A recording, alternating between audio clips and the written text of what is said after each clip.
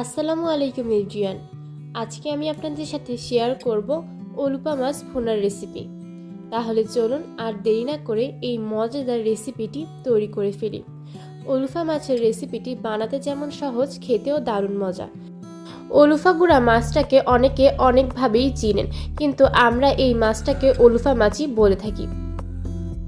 ওলুফা গুঁড়া মাছটা সবসময় পাওয়া যায়, কিন্তু শীতকালে একটু বেশিই পাওয়া যায় এবং শীতকালে ওলুফা গুঁড়া মাছটা বেশি ফ্রেশ থাকে।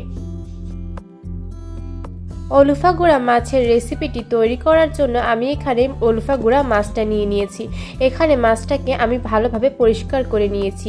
দিয়ে দেব পরিমাণ মতো তেল, পেঁয়াজ কুচি এবং রসুন বাটা। রসুন বাটাটা দেওয়ার পর এর ভিতরে দিয়ে দেব স্বাদ মতো লবণ। এখন দিয়ে দেব টমেটো কুচি।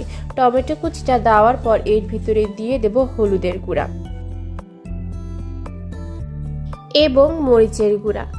এর ভিতরে আরও দিয়ে দেব ফালি করা কাঁচামরিচ। ওলুফা গুঁড়াতে যত ঝাল বেশি হয় ওলুফা গুঁড়াটা খেতে তত ভালো লাগে। ওলুফা গুঁড়াতে ঝাল কম হলে ওলুফা গুঁড়াটা খেতে ভালো লাগে না।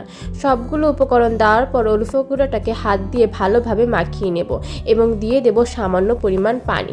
পানিটা দেওয়ার পর পানির সাথে ওলুফা গুঁড়াটাকে ভালোভাবে মেখে নিতে হবে।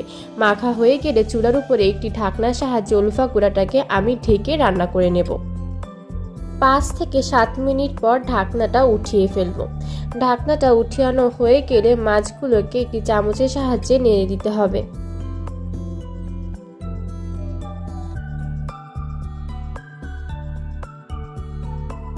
নাড়া হয়ে গেলে ঢাকনার সাহায্যে আবারও মাছটাকে ঢেকে দিতে হবে এবং 10 থেকে 15 মিনিট পর ঢাকনাটা উঠিয়ে মাছটাকে নেড়ে দিতে হবে। এখানে মাছটা মাখানোর সময় আমি পানি ব্যবহার করেছি। মাছটা মাখানোর সময় পানি ব্যবহার করে চুলার উপরে মাছটা দিয়েছি। এখানে আলাদা করে আর কোনো পানি ব্যবহার করিনি।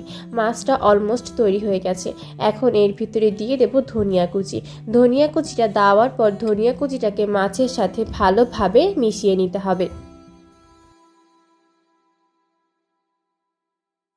ওলুফা মাছ ভুনার রেসিপিটি তৈরি হয়ে গেছে। তাহলে আর দেরি কেন, এখনই তৈরি করে ফেলুন এই মজাদার ওলুফা মাছ ভুনার রেসিপিটি। আজ তাহলে এই পর্যন্তই। আবার কোনো একদিন আপনাদের সামনে হাজির হয়ে যাব অন্য কোনো এক মজাদার রেসিপি নিয়ে। আপনারা যারা এখনও আমার চ্যানেলটি সাবস্ক্রাইব করেননি তারা প্লিজ আমার চ্যানেলটি সাবস্ক্রাইব করে দিবেন, যেন আমার যে কোনো ভিডিও সবার আগে পৌঁছে যায় আপনাদের কাছে। ভিডিওটি যদি ভালো লেগে থাকে তাহলে ভিডিওতে অবশ্যই একটি লাইক দিবেন এবং পাশে থাকা বেল আইকনটি ক্লিক করে দিবেন। সবাই সুস্থ থাকবেন, ভালো থাকবেন। আল্লাহ হাফিজ।